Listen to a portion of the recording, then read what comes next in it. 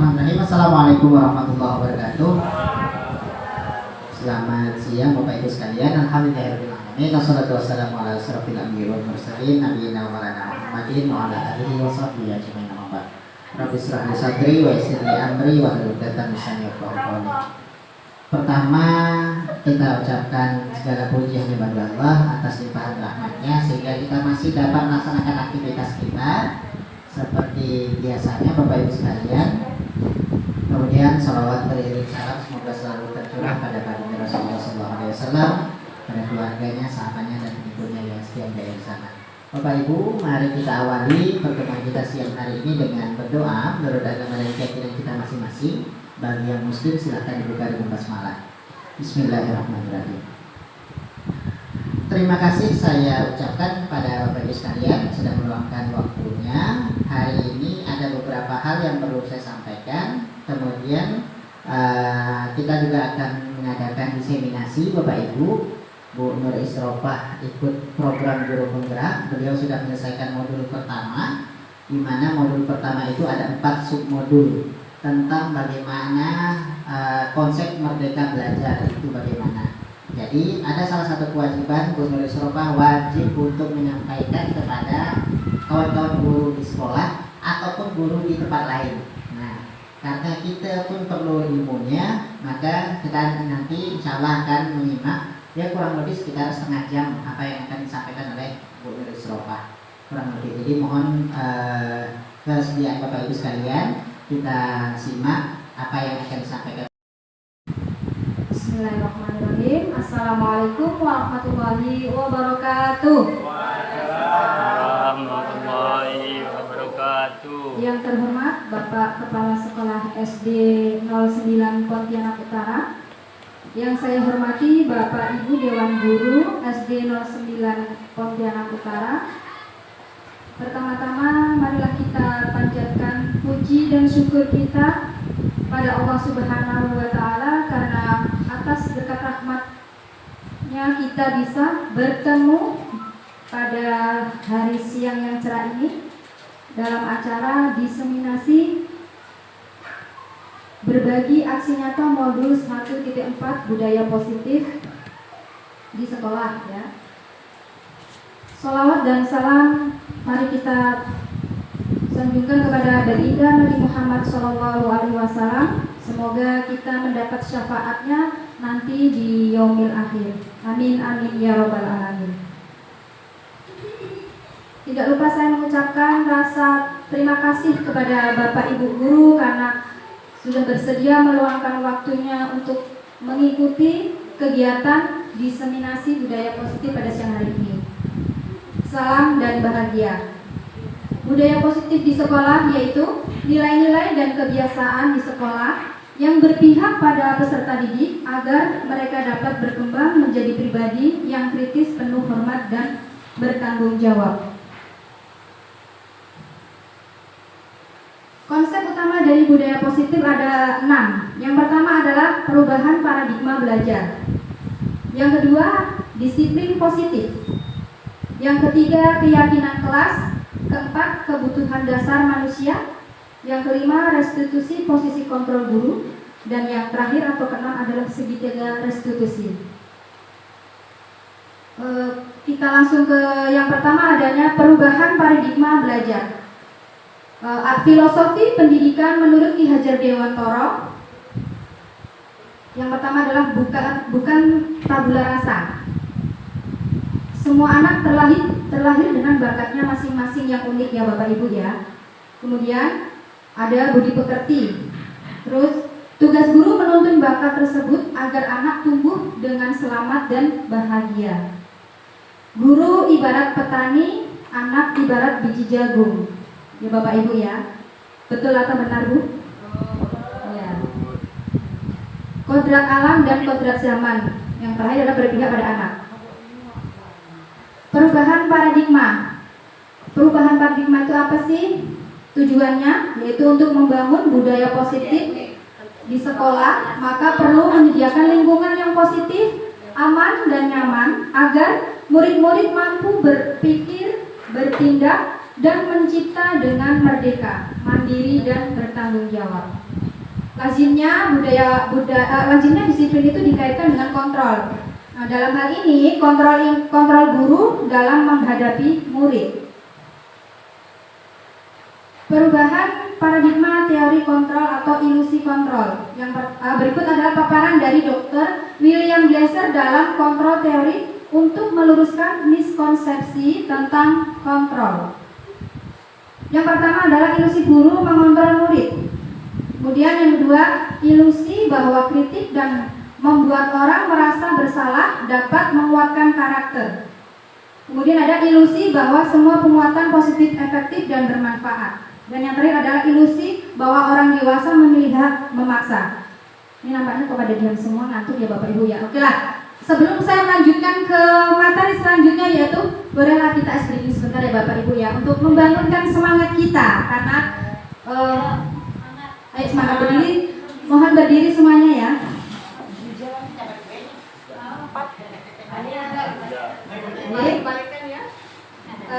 Ice breaking kita hari ini, kalau saya bilang batik, berarti ibu dan bapak guru pegang pundak. Kalau saya bilang botak, berarti pegang kepala. Kalau saya bilang batuk, berarti pegang mulut. Botak, botak, batuk, butik. Siap ya Bapak Ibu ya? Batik. Untuk konsentrasi kita supaya kita tidak mengantuk. Siap ya? Batik, botak, butik. Butik tak ada ya? Oh, berarti Bapak Ibu memang masih fresh ya? Ulang ya? Botak, batuk, butik, batik. Ya Bu Dewi. Terima kasih Bu Dewi. Sekali lagi ya. Batik, batuk, botak, batik, batuk, botak, botak, batik, batuk. Sudah semangat Bapak Ibu? Silakan duduk kembali. Terima kasih. Nah, semangat.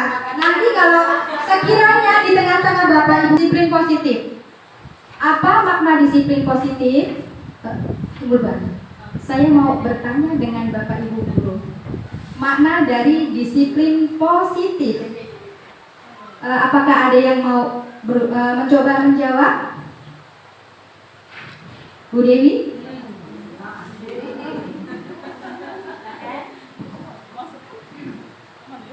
Makna dari disiplin.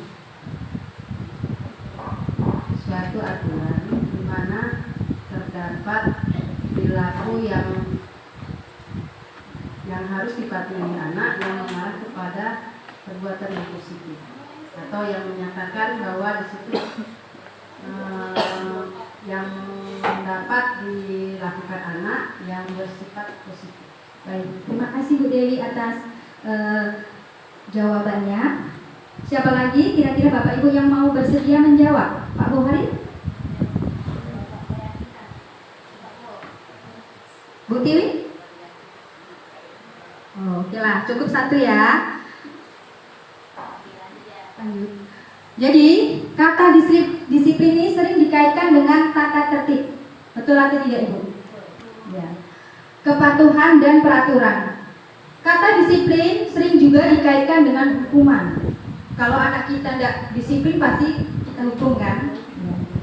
Padahal itu sungguh berbeda, karena belajar dengan disiplin tidak harus dengan memberi hukuman. Justru itu adalah salah satu alternatif terakhir dan kalau perlu tidak digunakan sama sekali. Sekarang saya mau bertanya lagi nih. Apakah ada nih sekiranya Bapak Ibu nih di kelas ada anaknya yang terlambat datang ke sekolah, itu berarti kan anak tidak disiplin, melanggar aturan ya, tidak datang tepat waktu. Apa yang Bapak Ibu lakukan ketika mendapati siswanya datang terlambat? Ada yang mau mencoba menjawab? Oh, silakan Bu Ana.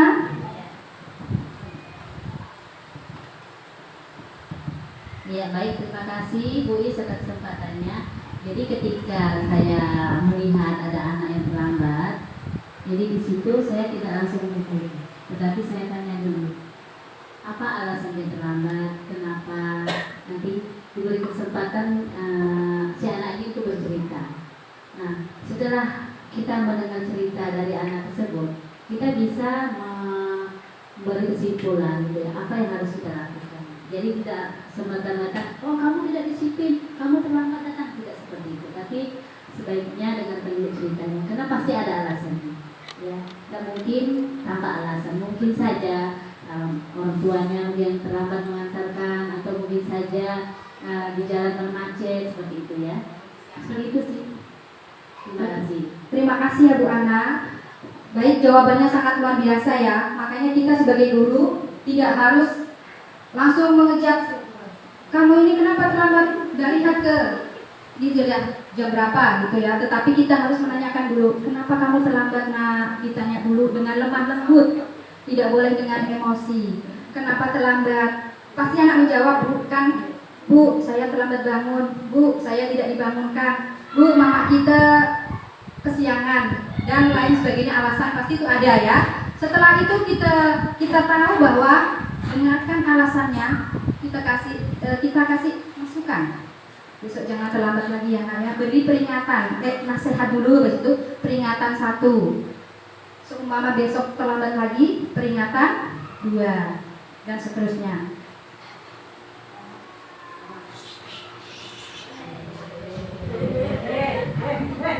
Ki Hajar Dewantara menyatakan bahwa untuk mencapai kemerdekaan atau dalam konteks pendidikan kita saat ini, dan untuk menciptakan murid yang merdeka, syarat utamanya adalah harus ada disiplin yang kuat. Disiplin yang dimaksud adalah disiplin diri yang memiliki motivasi internal. Jika kita belum memiliki motivasi internal, maka kita memerlukan pihak lain untuk mendisiplinkan kita. Setuju ya dengan perkataan Ki Hajar Dewantara ya Bapak Ibu ya? Kemudian ada teori motivasi perilaku manusia. Ada 3 teori motivasi perilaku manusia. Yang pertama yaitu untuk menghindari ketidaknyamanan atau hukuman. Ada perkataan yang dituliskan itu, apa yang akan terjadi apabila saya tidak melakukannya. Ini termasuk ke dalam motivasi eksternal. Motivasi eksternal itu berarti dari luar. Ya, yang kedua adalah untuk mendapatkan imbalan dari orang lain atau institusi. Apa yang akan saya dapatkan apabila saya melakukannya? Ini juga termasuk dari motivasi eksternal yang dari luar. Dan yang ketiga adalah untuk menghargai diri sendiri, menjadi insan sesuai harapan kita. Saya akan menjadi orang yang seperti itu apabila saya melakukannya. Nah, motivasi ini, motivasi internal, tujuan dari disiplin positif.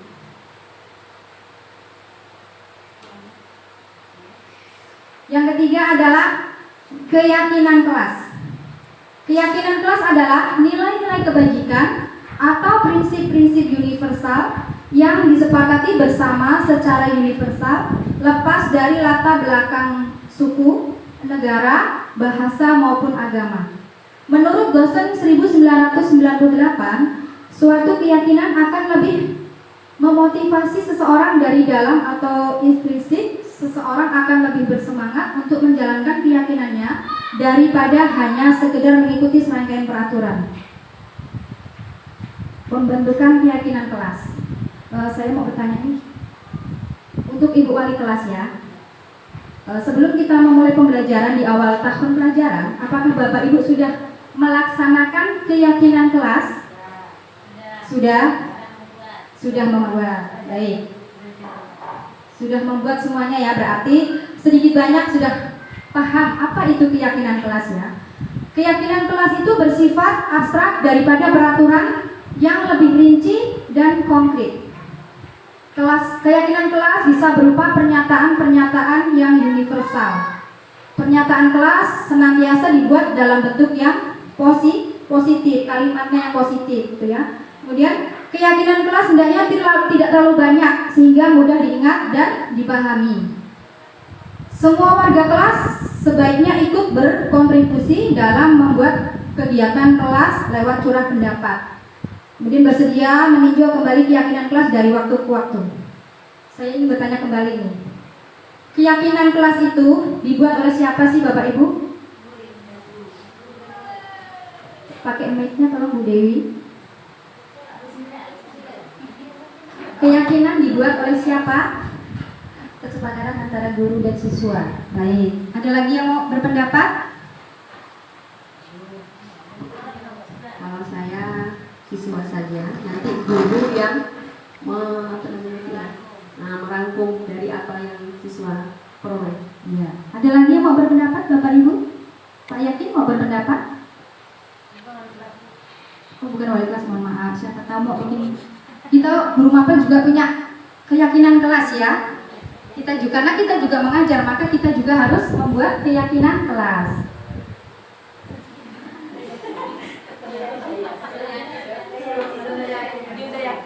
Baik. Apa bedanya peraturan dengan keyakinan kelas, Bapak Ibu? Bedanya peraturan dengan keyakinan kelas. Bu Ana mau berpendapat?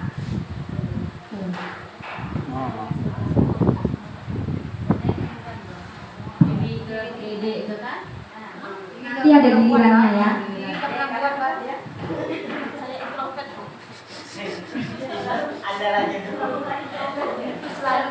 Silakan Bu Ana. Oke, baik Bu, terima kasih. Jadi kalau peraturan di sini berupa ini ya, anak itu kayak gini, mengharuskan, ibaratnya mengharuskan bahwa ini loh kalian harus melaksanakan ini, tidak boleh melanggar ini. Nanti kalau melanggar akan ada hukumannya atau sanksinya. Jadi ibaratnya memaksa. Nah seperti itu. Beda dengan keyakinan kelas. Kalau keyakinan kelas di sini, ini anak-anak yang membuat peraturan sendiri, apa yang mereka mau dari kelasnya seperti itu. Jadi mereka masing-masing mengemukakan pendapat mereka. Contoh misalnya, kelas kami pada saat belajar mau tertib dan damai, tenang seperti itu kan. Kelas kami maunya indah, bersih dan rapi. Nah seperti itu salah satu contoh keyakinan kelas.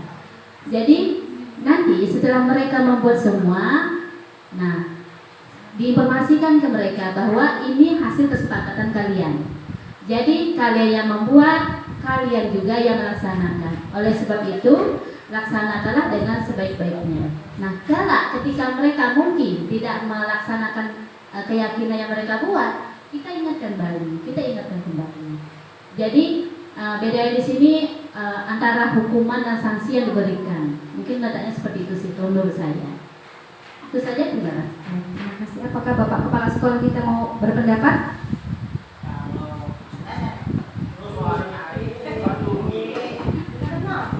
Oh iya betul.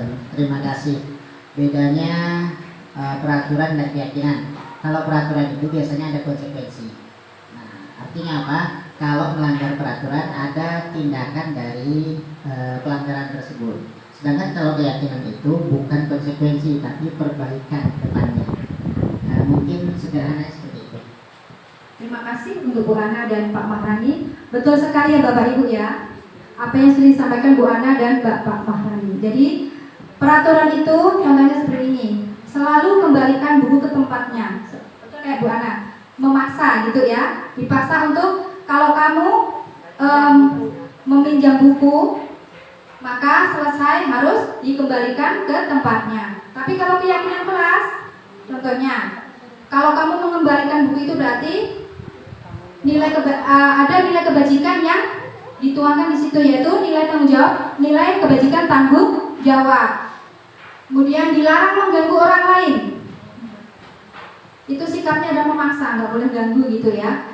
Kemudian nilai kebajikan dari keyakinan kelas itu adalah menghormati orang lain dan diri sendiri. Hadir di sekolah 15 menit sebelum pembelajaran dimulai, itu peraturan. Keyakinan kelasnya adalah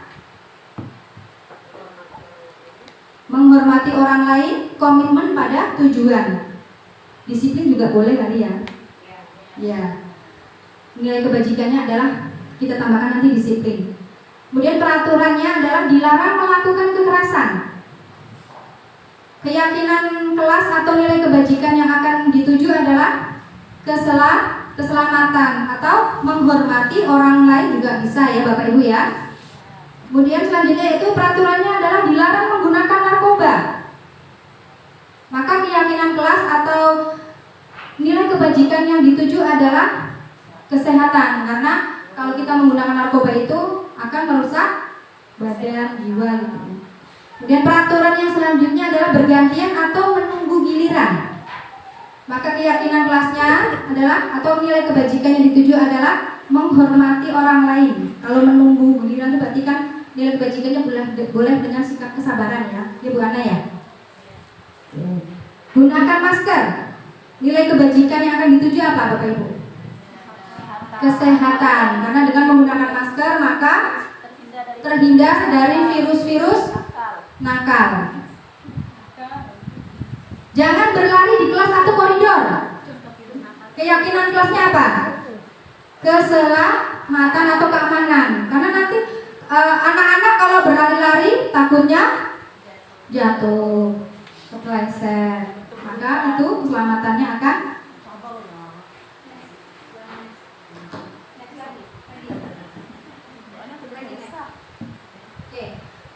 saya ingin memberikan, nanti sedikit ada pertanyaan ya, ini konsekuensi atau hukuman. Apabila tindakan gurunya 1. Mencatat 100 kali di dalam buku kalimat, saya tidak akan terlambat lagi karena terlambat ke sekolah. Saya mau bertanya lagi nih. Maksudnya mana tadi ya? Yang belum ngomong. Udah ngomong tadi dah. Pegang lo. Kalau ada tindakan guru mencatat 100 kali di dalam buku, di dalam buku kalimatnya adalah saya tidak akan terlambat lagi karena terlambat ke sekolah. Itu hukuman atau konsekuensi? Hukuman. Nanti kita tampung dulu ya. Kemudian yang kedua, lari mengelilingi lapangan basket 2 kali karena terlambat menggunakan masker ke sekolah.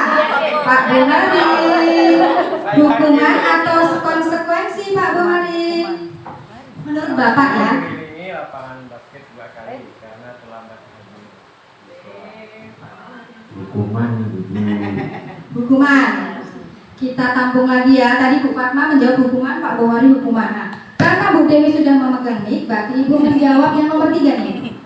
Murid diminta untuk push up 15 kali karena tidak menggunakan masker ke sekolah.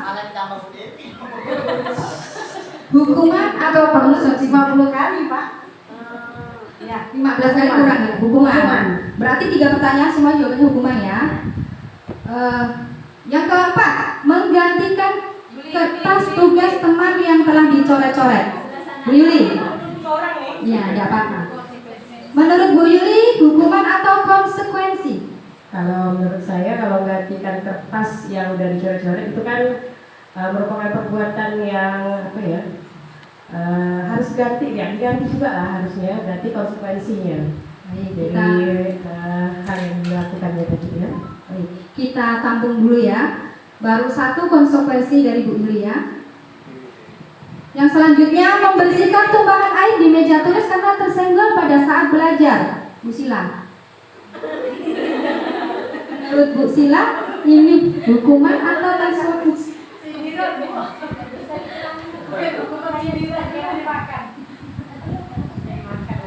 Membersihkan tumbahan air di meja tulis karena tersenggol pada saat belajar. Ini hukuman atau konsekuensi? Konsekuensi, karena dia bertanggung jawab dengan apa yang telah dilakukannya. Baik, tepuk tangan untuk Bu Sila. Tunggu ya. Belum tentu benar kok jawabannya ya. Kita tampung dulu. Yang selanjutnya, murid disuruh untuk mengenakan sepatu seharian di sekolah karena tidak mengenakan sepatu hitam. Bu Tiwi, ini hukuman atau konsekuensi Bu? Menurut Bu E. Ini pertanyaan sulit sekali, saya butuh bantuan sepertinya, Bu. Bantuan 50-50 atau 100% calling keluarga? One of friend? Pak Maharani apa jawabannya Pak Maharani? 50-50 boleh kali ya bantuannya. Telepon Pak Maharani, nomornya punya enggak, Bu?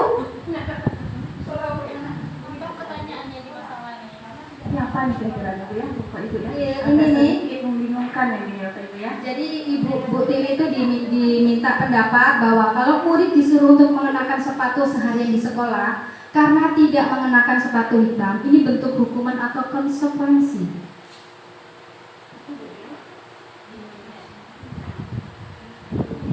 Membingungkan kan Pak Ibu? Iya, kalau peraturan sekolah kita kan anak-anak kan memang harus menggunakan sepatu gitu ya. Jika mereka tidak menggunakan sepatu, berarti kan ada apa ya? Mungkin itu sepatu buku. Iya, sepatu tani. Mungkin di sini dia tidak menggunakan sepatu apa nih Bu? Sepatunya bukan warna hitam. Iya. Harusnya kan sepatu hitam. Oh gitu. Kemudian karena dia tidak menggunakan sepatu warna hitam, sekali disuruh gunakan sepatu hitam. Pertanyaannya sepatu hitam dapat dari mana Bu? Ya dari rumah lah gitu. Oh gitu. Jadi hukuman atau konsekuensi? Sepertinya ini hukuman ya Pak Ibu ya. Hukuman. Karena ini bagian dari peraturan sekolah. Ya. Kita tampung dulu ya jawaban Bu Tiwi ya. Terima kasih. Tepuk tangan untuk Bu Tiwi. Yang selanjutnya, yang terakhir ya, lari mengelilingi lapangan basket 2 kali karena terlambat 10 menit untuk pelajaran PJK. Bu Dede, gimana Bu Dede? Nampaknya saya nih yang sering disuruh lari keliling lapangan. Sering terlambat ya? Oke, lari mengelilingi lapangan basket 2 kali karena terlambat 10 menit itu adalah hukuman. Baik. Next slide. Nah, yang tadi menjawab hukuman Pak Buhari, Bu Fatma, Bu Dewi adalah betul. Kemudian Bu Yuli juga tadi konsekuensi ya Bu Yuli ya. Sama siapa tadi? Bu Sila. Ternyata Bapak Ibu guru SD 9 ini pintar-pintar dan hebat semuanya. Tepuk tangan untuk kita semuanya.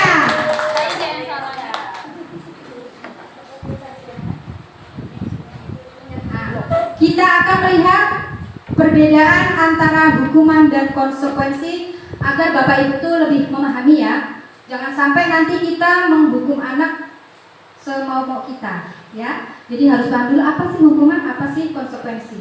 Hukuman itu adalah sesuatu yang menyakitkan harus terjadi. Hukuman itu membuat anak sakit fisik untuk jangka waktu yang lama. Kalau konsekuensi itu sesuatu harus terjadi. Tadi ada contohnya ya. Kalau anak terlambat, konsekuensinya mau dapat hukuman atau konsekuensi anak terlambatnya? Dapat konsekuensi. Kemudian anak membenci kedisiplinan, itu kalau hukuman. Kalau dihukum pasti anak merasa benci kan? Masa terlambat sedikit ya udah dihukum, suruh bersihkan WC, suruh apa? Lari enggak lapangan, mengut sampah, ya. Kemudian kalau konsekuensi itu anak menghargai disiplin. Adanya konsekuensi itu membuat anak menjadi menghargai disiplin. Hukuman itu sifatnya paksaan. Kalau konsekuensi adanya stimulus dan tanggapan.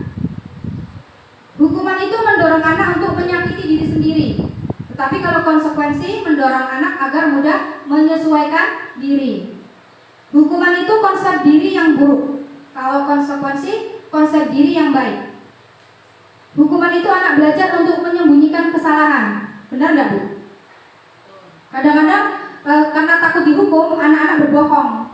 Berbohong itu salah satu menyembunyikan kesalahan. Tetapi kalau konsekuensi adalah anak belajar untuk mematuhi peraturan.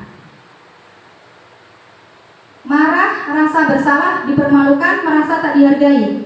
Benar nggak Bu? Anak-anak yang kita berikan hukuman, pasti dia mempunyai rasa marah, berontak, bahkan mempunyai rasa dendam. Ya awas ya bapak tuh, enak nanti itu tuh. Karena saya pernah begitu, tapi tidak parah. Saya di sekolah anak yang baik, patuh, anak yang soleha.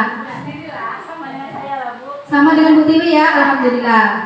Oh, saya sih dihukum terus. Kalau konsekuensi itu kehilangan hak, dibuat tidak nyaman, diasingkan untuk sementara waktu. Ini adalah salah satu materi yang cukup menarik pada budaya diseminasi budaya positif, yaitu tentang kebutuhan dasar manusia. Ada 5 kebutuhan dasar manusia. Yang pertama adalah survival atau bertahan hidup. Cinta kasih atau diterima, kemudian penguasaan, kebebasan dan kesenangan. Itu kebutuhan dasar manusia ya. Nah, sekarang ada contoh kasus Ibu Ani, guru kelas 5 SD Pelita. Mohon maaf ya, saya tidak mencantumkan SD 9 supaya SD 5 di SD ini terkenal sedikit. Sedang bingung menghadapi ulah salah satu murid di kelasnya yang bernama Agus. Beberapa anak telah datang dan mengeluhkan Agus yang seringkali meminta bekal makan siang mereka dengan cara paksa. Jika tidak menghadapi situasi seperti Ibu, jika Anda menghadapi situasi seperti Ibu Ani, apa yang Anda lakukan? Menurut Anda, kira-kira apa alasan Agus? Saya mau bertanya lagi. Pak Ikin belum dapat jawab. Mic-nya di mana ya Bapak Ibu? Mic. Dede. Dek.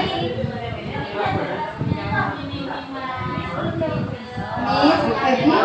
Jadi gini ya, Bu Ani, guru kelas 5. Dia nih ada salah satu muridnya, namanya Agus.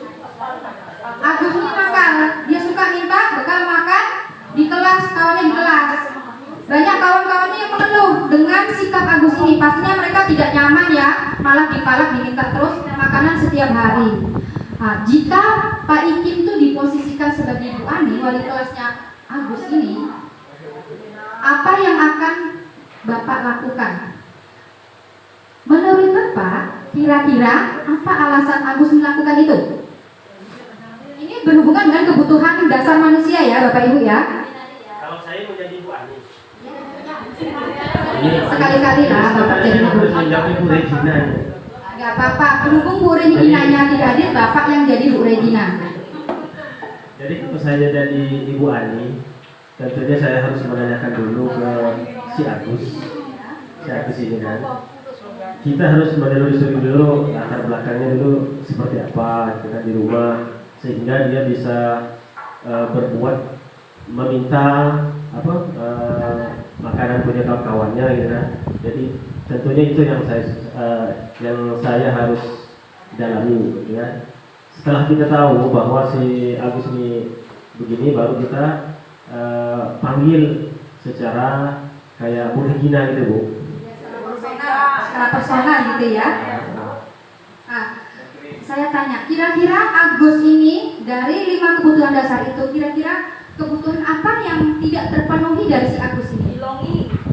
Belonging tak ada. Belonging itu apa, Miss? Kasih sayang. Kasih sayang. Apa Pak Iki? Kasih sayang Bu. Kasih sayang. Saya perhatian, bukan kasih sayang yang laki. Belonging itu kan enggak cuma kasih sayang. Ya, 5 kebutuhan dasar tadi ya, ada 5 ya. Belonging gitu. Survival, kebebasan, penguasaan, kasih sayang, ya. Kesenangan kelima. Ya. Coba mic-nya kasihkan Bu Dewi. Coba Bu Dewi nampaknya mau berpendapat.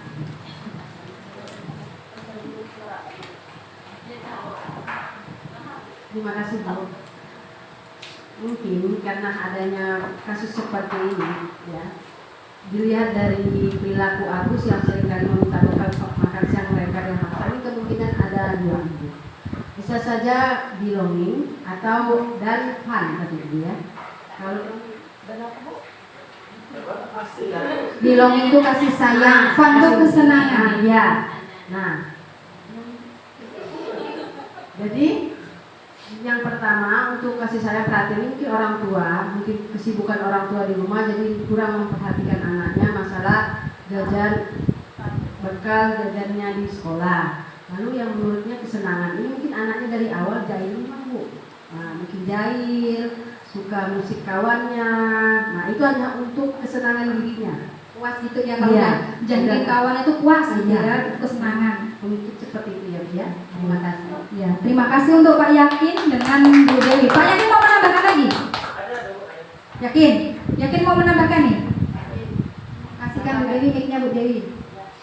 Nampaknya tadi setelah mendengar jawaban dari Bu Dewi ini agak tercerahkan ya, mau menambahkan lagi. Jadi ini sebuah pengalaman Bu ya. Jadi jangankan di SD berapa nih, SD 5 Blitar ya. Di sekolahan kita ini aja pun ada Bu yang seperti itu. Ada anak yang suka minta dengan kawannya. Nah, dan anak yang ini pun alhamdulillah mau mengasihkan karena memang mereka itu udah tahu dari latar belakangnya itu seperti apa. Terima kasih ya Pak Yakin dan Bu Dewi. Jadi dalam konteks penerapan disiplin positif, Ibu Ani sebaiknya mencari tahu alasan Agus melakukan tindakan tersebut agar mengetahui kebutuhan mana yang sedang berusaha dipenuhi oleh Agus. Yang pertama, apabila jawaban Agus karena ia lapar dan orang tuanya tidak membawakannya bekal makan siang, maka kebutuhannya adalah bertahan hidup. Setuju tidak Ibu? Setuju ya? Apabila jawaban Agus karena ia senang temannya jadi memperhatikan dia, kebutuhannya adalah cinta dan kasih sayang. Sama jawabannya Bu Dewi dengan Pak Yakin tadi jawab apa ya? Kasih sayang juga ya Pak? Kemudian apabila jawaban Agus adalah dia merasa hebat karena temannya jadi takut dan menuruti keinginannya, maka kebutuhannya adalah penguasaan. Mau jadi apa ya?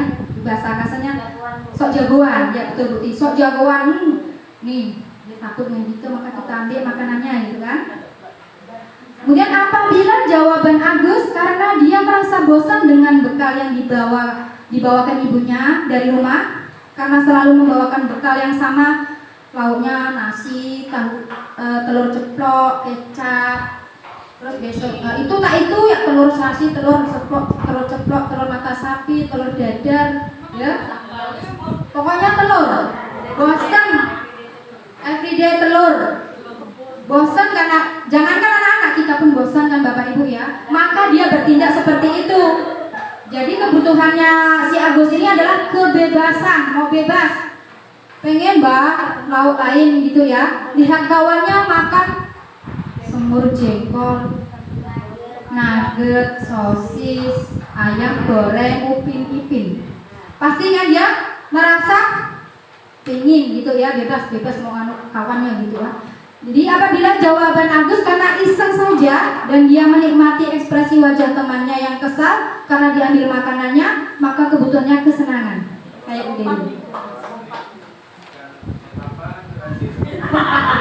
Jadi betul kayak Pak, seperti jawaban Pak Yakin, harus ditanya dulu apa alasan dia melakukan tepuk tangan itu Pak Yakin dan Bu Dewi ya. Masya Allah, guru SD 9 hebat semuanya. Yang selanjutnya yang kelima adalah restitusi posisi kontrol guru. Jangan salah sebut ya Pak Guru ya. Jadi posisi kontrol guru itu ada 5. Ada 5.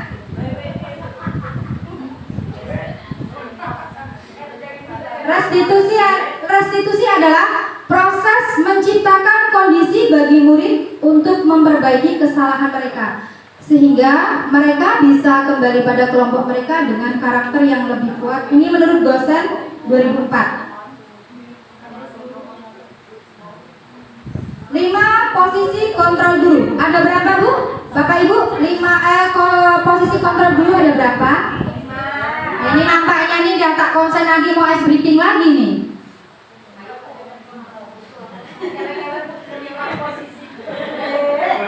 Posisi kontrol guru ada berapa Bapak Ibu? 5. Berarti tak ngantuk, alhamdulillah. Diane Gosset dalam bukunya Restitution dia bukan orang Inggris. Restructuring School Discipline mengemukakan bahwa guru perlu meninjau kembali beberapa penerapan disiplin di dalam ruang-ruang kelas mereka selama ini. Apakah telah efektif? Apakah berpusat, memerdekakan, dan memandirikan murid? Bagaimana dan mengapa? Melalui serangkaian riset dan berdasarkan pada teori kontrol Dr. William Glasser, Gosen berkesimpulan ada 5 posisi kontrol guru yang diterapkan seorang guru, orang tua, ataupun atasan dalam melakukan kontrol. Kelima posisi kontrol itu yang pertama adalah penghukum. Yang kedua, pembuat rasa bersalah. Yang ketiga adalah teman. Yang keempat, pemantau. Dan yang terakhir adalah manajer. Jadi Bapak Ibu, nanti saya minta nih merenungkan posisi kita sebagai guru ini, posisi Bapak Ibu yang sudah Bapak Ibu laksanakan itu sebagai apa, ya? Yang pertama adalah penghukum. Penghukum itu adalah seorang penghukum bisa menggunakan hukuman fisik maupun verbal. Orang-orang yang menjalankan posisi penghukum senantiasa mengatakan bahwa sekolah memerlukan sistem atau alat yang dapat lebih menekankan murid-murid lebih dalam lagi. Guru-guru yang menerapkan posisi penghukum akan berkata, patuhi aturan saya atau awas. Kamu selalu salah. Selalu yang selesai terakhir. Jadi ingat ya Bapak Ibu ya.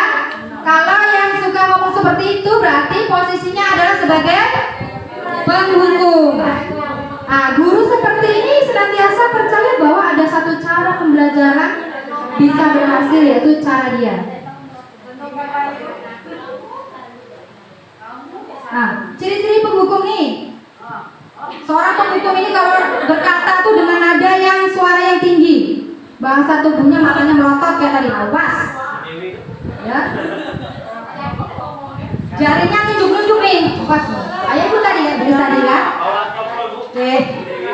Terlambat lagi, pasti terlambat lagi. Selalu datang terlambat. Kapan sih tidak bisa datang tepat waktu? Ini termasuk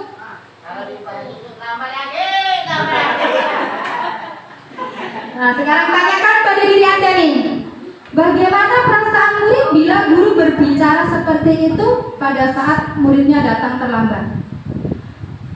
Coba Bapak Ibu bayangkan. Ini sebenarnya Bapak Marani harus nih menegur. Jangan hanya muridnya yang ditegur datang terlambat. Gurunya juga harus ditegur.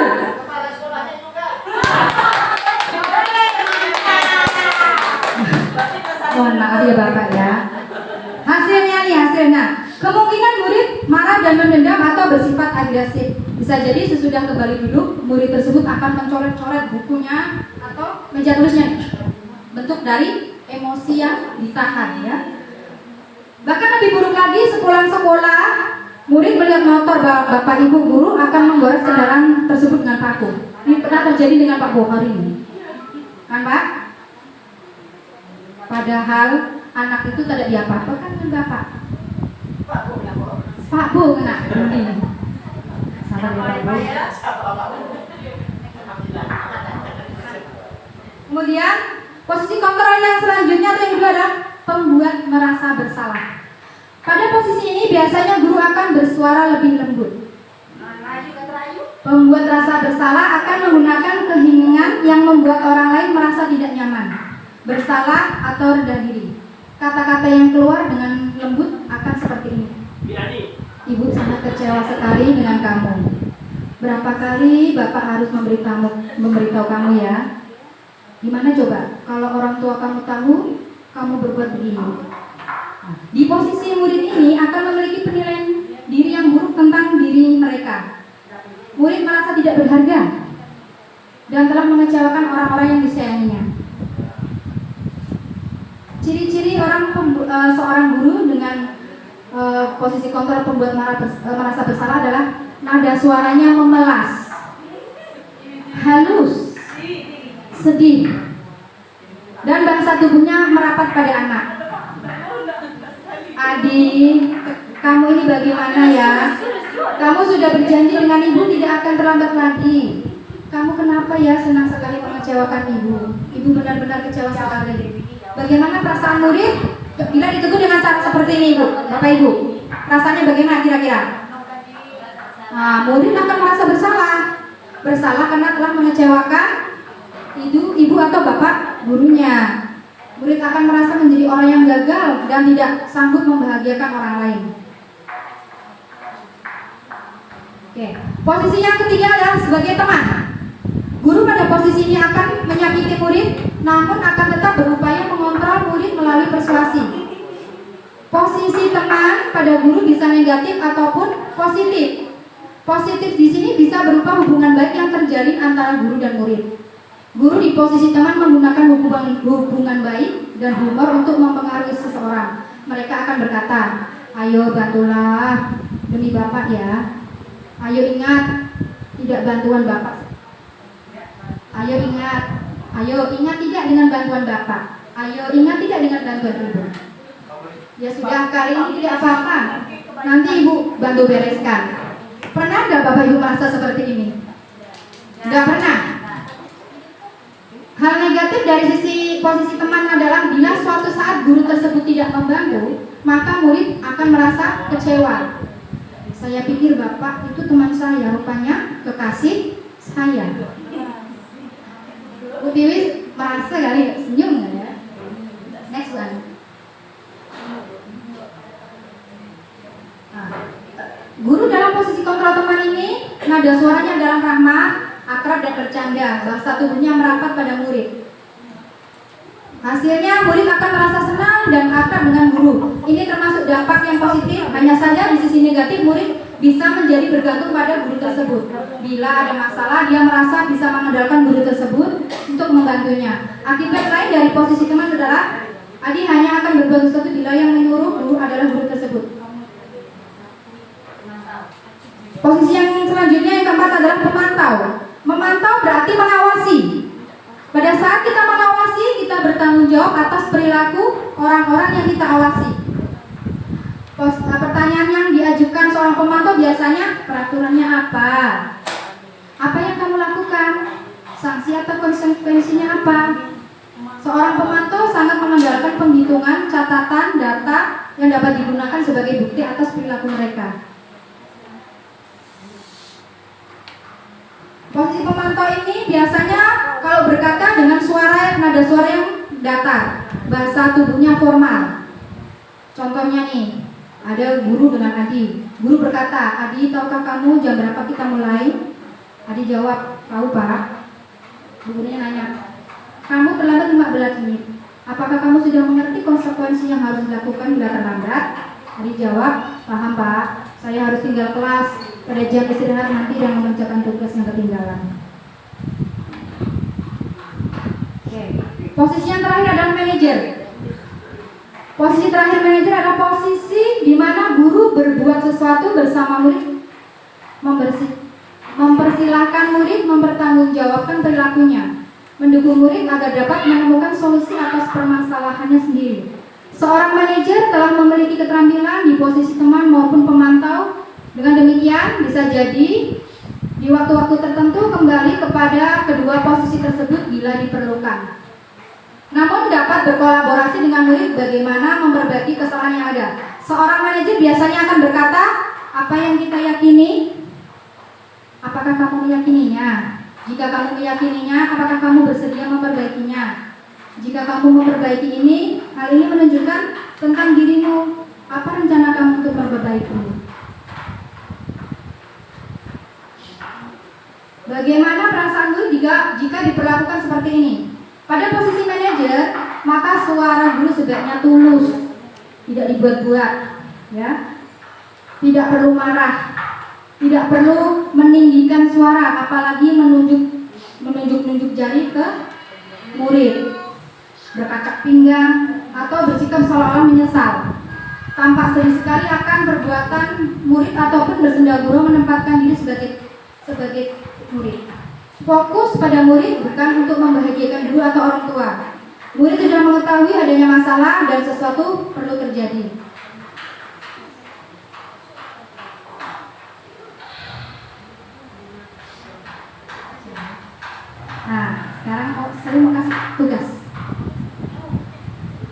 Ada pernyataan-pernyataan.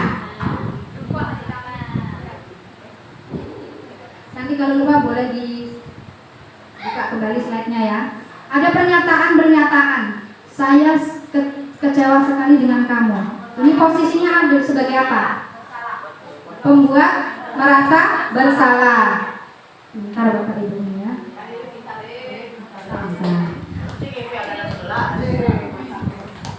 Oke, kita doakan Bu Dewi menyusul ya, Guru Putra angkatan 11. Kamu tidak pernah melakukannya. Ini posisi kontrol dulu. Yang mana? Kamu tidak pernah benar melakukannya. Penghukum. Ayolah lakukan ini demi Bapak. Nah, apakah kamu mau mendapatkan stiker bintang hari ini?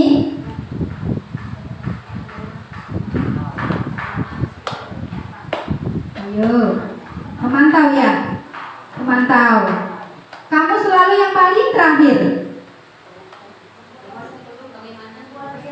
Oh, bagaimana kamu bisa menyelesaikan masalah ini? Manajer. Kamu selalu yang paling terakhir. Penghukum. Coba Bu Yuli. Nah, yang terakhir, kamu selalu yang paling terakhir. Penghukum. Kita cek ya, cek. Oke, saya kecewa sekali dengan kamu. Siapa tadi yang menjawab? Bu Dewi ya. Pembuat merasa bersalah. Kamu tidak pernah benar melakukannya. Penghukum. Bapak Mahani tadi yang menjawab ya Pak. Bukan hukum. Tapi alhamdulillah jadi kepala sekolah, bukan jadi polisi. Ayolah lakukan demi Bapak atau demi Ibu. Ya, sebagai teman. Apakah kamu mau mendapatkan stiker bintang hari ini? Pemantau. Bagaimana kamu bisa menyelesaikan masalah ini? Manajer. Nah, yang terakhir, kamu selalu yang paling terakhir. Penghukum. Terima kasih atas jawabannya. Berarti Bapak Ibu di SD 9 ini sudah tahu posisi kontrolnya masing-masing. Tetapi saya masih kurang puas. Saya mau bertanya kepada Bapak yang sekarang memegang mic. Menurut Bapak, dari 5 posisi kontrol ini, Bapak di posisi yang mana? Ya, nanti gilir. Menurut Pak Yakin, Bapak ini berada di posisi kontrol yang mana selama menjadi seorang guru di SD 9 ini?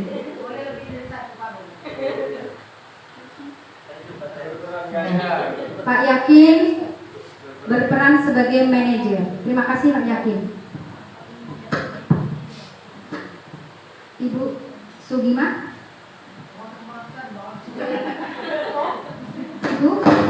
Ibu selama mengajar di SD 9 ini, posisi Ibu sebagai apa? Saya suka pemantau. Pemantau. Tapi ada juga. Iya. Terima kasih ya Ibu sudah berpendapat. Ibu Febriana, biar tidak ngantuk ya. Kadang penghukum, kadang sebagai teman. Oke. Kadang penghukum, kadang sebagai teman. Miss Lasri. Miss Lasri selama menjadi seorang guru, posisi kontrol Miss Lasri ini sebagai apa? Ada 5 tadi ya. Iya.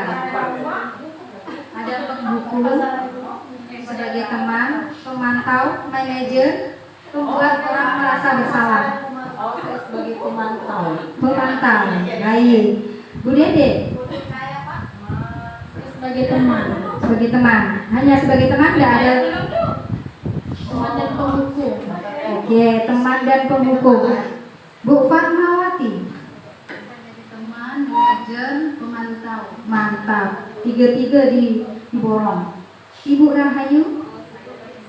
Kadang-kadang pembuat orang merasa bersalah juga. Tapi keseringan apa ya saya? Keseringan menghukum lah kayaknya. Ibu Susilawati. Kalau saya terus terang ya, tergantung situasi dan kondisi. Nah, saya kadang bisa jadi penghukum, kadang bisa jadi pemantau, bisa jadi teman juga. Lebih seringnya karena kondisi murid ya, murid ini kan ada beberapa orang yang memang luar biasa. Iya. Luar biasa, semoga ya bisa jadi anak yang lebih baik nantinya. Cuman setiap makin dikasih tahu setiap hari juga mereka melakukan kesalahan yang sama. Iya. Selalu masuk di lubang yang sama. Nah, makanya jadi setiap hari kayak ikut menghukum gitu. Ya. Oke, terima kasih Bu Sila. Bu Dewi. Harus ditanya semuanya supaya Bapak Kepala Sekolah dan Bapak Ibu guru semuanya tahu. Ya.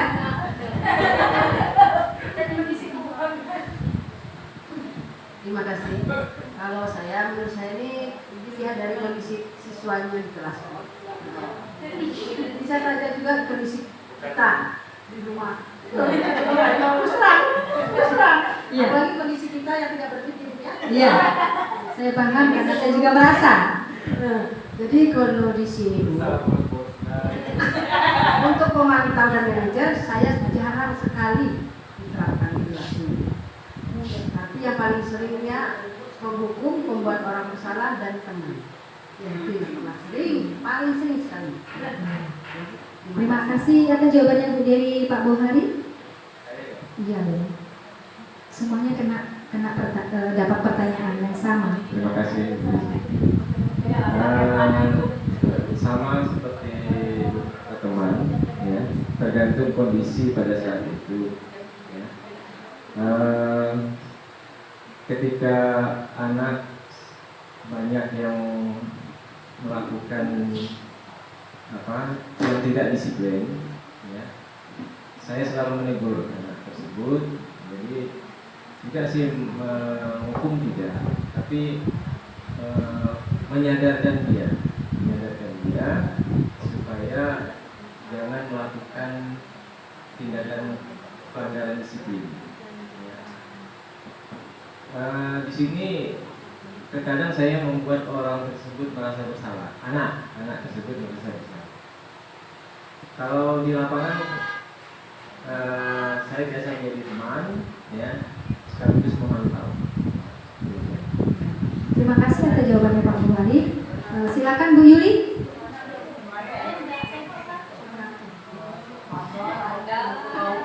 Terima kasih.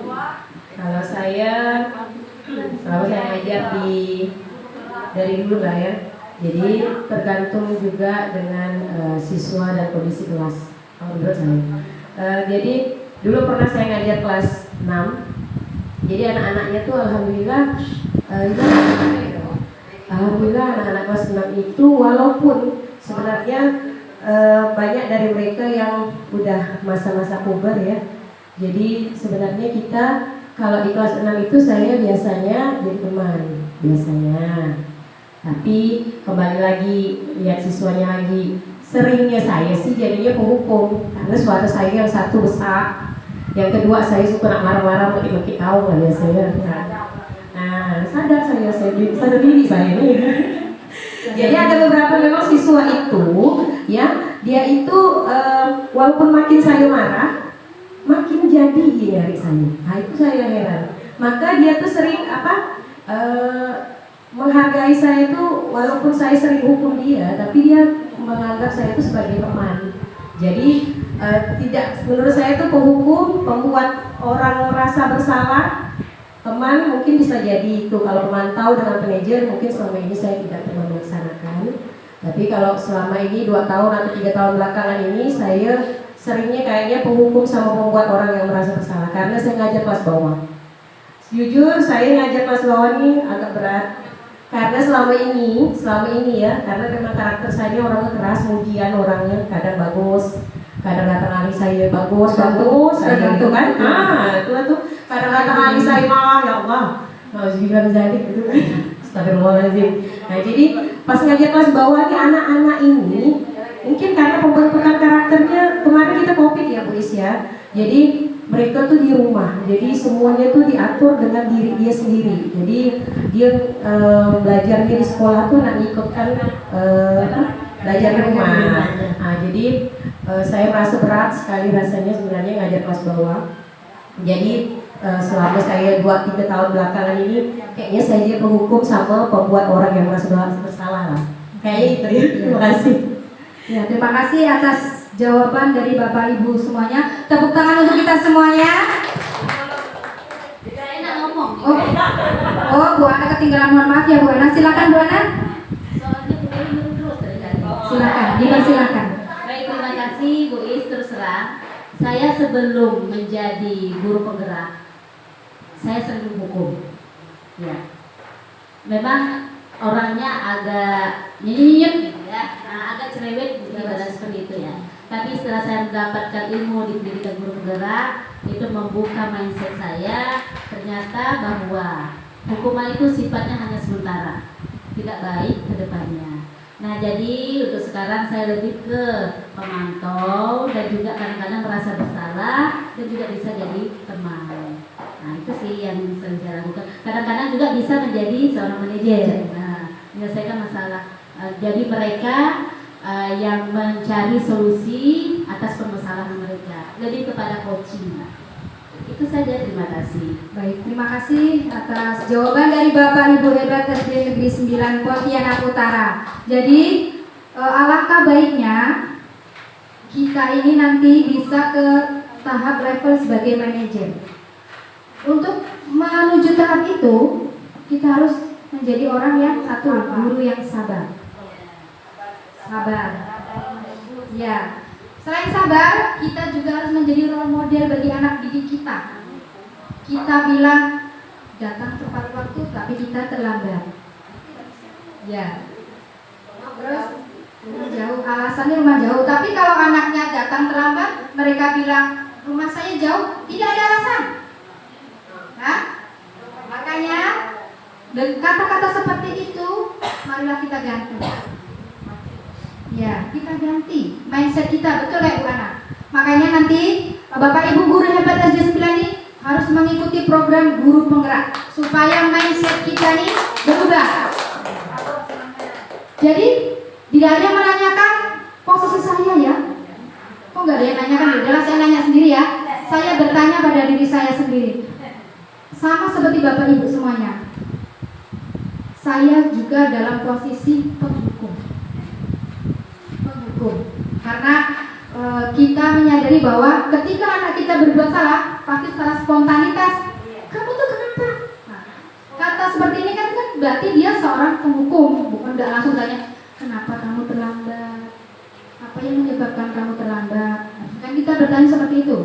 Kemudian saya juga bisa menjadi teman. Saya suka nanya sama anak-anak, karena anak-anak yang saya ajar itu kan kelas tinggi semua. Jadi apa yang terjadi di kelas kadang-kadang mereka curhat. Kalau mereka tidak curhat, saya yang mencari curhatan mereka. Kadang-kadang saya pancing dengan kalimat-kalimat ini, lalu mereka pada curhat. Itu sebagai teman. Kemudian membuat orang merasa bersalah. Ya. Dan saya pengen setelah mengikuti program guru penggerak ini, saya pengen semuanya juga, bukan hanya saya, Bapak Ibu juga harus menjadi posisi kontrol seorang manajer, ya, jangan aja jadi seorang penghukum terus. Kalau bisa menjadi seorang manajer, karena posisi manajer ini adalah posisi yang tertinggi, ya, karena sebagai seorang manajer itu kita harus bisa meredam emosi, menjadi contoh, ya. Contohnya saya sendiri pun belum bisa menunjukkan sikap kesabaran saya. Kadang-kadang meluapkan emosi juga. Tapi saya akan berusaha ke depannya menjadi seorang manajer, menjadi role model bagi anak-anak didik saya. Yang terakhir ya Bapak Ibu ya, semoga Bapak Ibu masih tetap bertahan di kegiatan ini. Tetapi nampaknya ada yang mau ngantuk. Bolehlah kita ice breaking sebentar ya. Ice breaking. Mohon berdiri Bapak Ibu ya.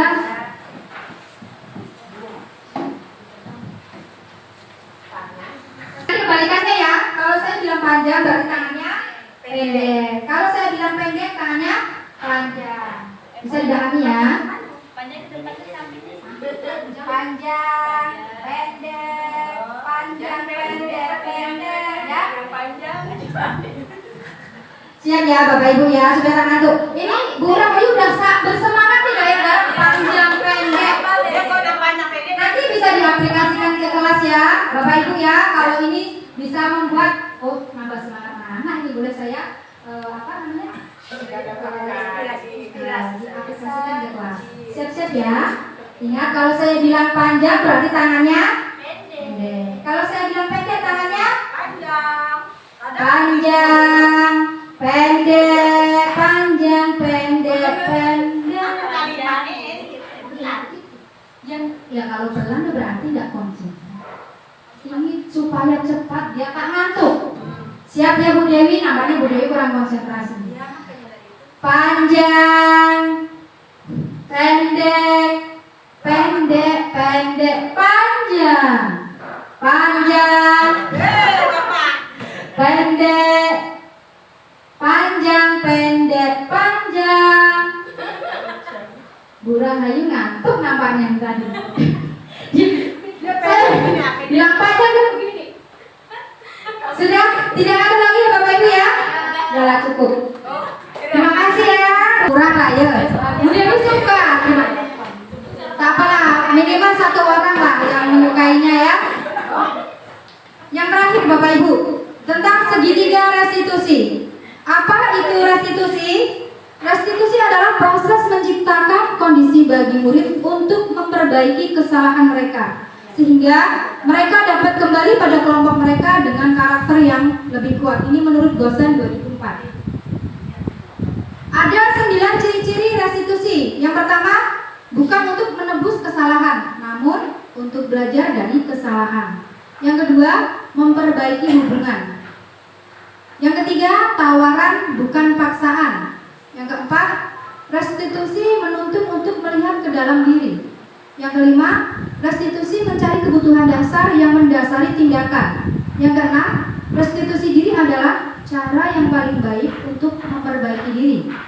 Yang ketujuh, restitusi fokus pada karakter bukan tindakan. Yang kedelapan, restitusi fokus pada solusi. Dan yang terakhir, yang kesembilan adalah restitusi mengembalikan murid yang berbuat salah pada kelompoknya. Ada namanya segitiga, berarti dia ada tiga. Ada 3 tahapan restitusi segitiga. Yang pertama adalah menstabilkan identitas. Yang kedua adalah menanyakan keyakinan. Dan yang ketiga adalah validasi tindakan yang salah. Dalam menstabilkan identitas, setiap orang pasti melakukan kesalahan. Ini kata-kata yang bisa dijadikan bahwa itu sedang menstabilkan tindakan. Kata-katanya adalah setiap orang pasti pernah melakukan kesalahan. Berarti itu sedang menstabilkan tindakan. Terus kamu bukan satu-satunya yang pernah melakukan ini. Yang kedua adalah validasi tindakan yang salah. Kata-kata dalam validasi tindakan ini kamu tentu punya alasan mengapa melakukan itu. Adakah cara lain yang efektif untuk mendapatkan apa yang kamu butuhkan? Dan yang terakhir yaitu menanyakan, harusnya salah, mohon maaf ya, kebalik, menanyakan keyakinan kelas dulu, menanyakan keyakinan dulu. Nilai-nilai apa yang kita sepakati? Aku ingin menjadi orang seperti apa? Kemudian yang ketiga adalah validasi tindakan yang salah. Kamu tentu punya alasan mengapa melakukan itu. Adakah cara yang lebih efektif untuk mendapatkan apa yang kamu inginkan? Segitiga restitusi ini memvalidasi tindakan, menanyakan keyakinan, validasi tindakan yang salah biasanya ditanyakan oleh siapa? Seorang manajer. Jadi ketika kita ingin memposisikan kita sebagai seorang manajer, berarti harus melakukan segitiga restitusi. Jangan langsung anak datang terlambat. Kenapa kamu terlambat? Kenapa? Jangan. Bukan. Stabilkan loh. Kenapa kamu terlambat? Ditanya. Terus keyakinan apa yang kamu, kalau kamu terlambat, berarti kamu sudah? Ya. Lalu keyakinan apa yang kamu langgar? Setelah itu, kamu punya alasan kenapa kamu terlambat? Ditanya, ya. Kemudian kita cari solusinya ke depannya supaya anak ini tidak terlambat lagi.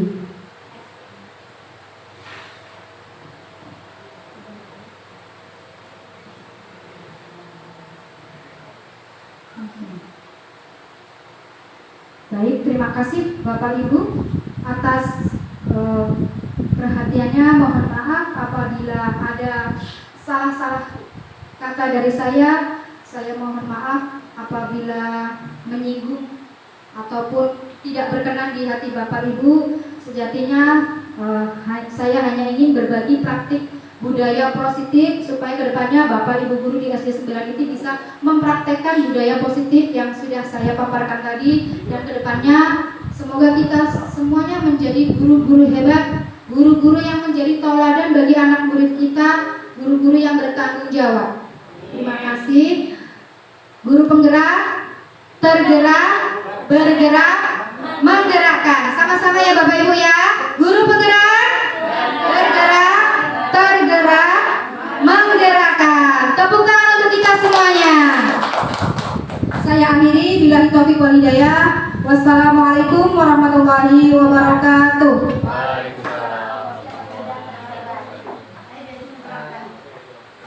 Waalaikumsalam warahmatullahi wabarakatuh. Baik, terima kasih pada Bu Isrofa. Kita berikan aplaus pada Bapak Ibu sekalian.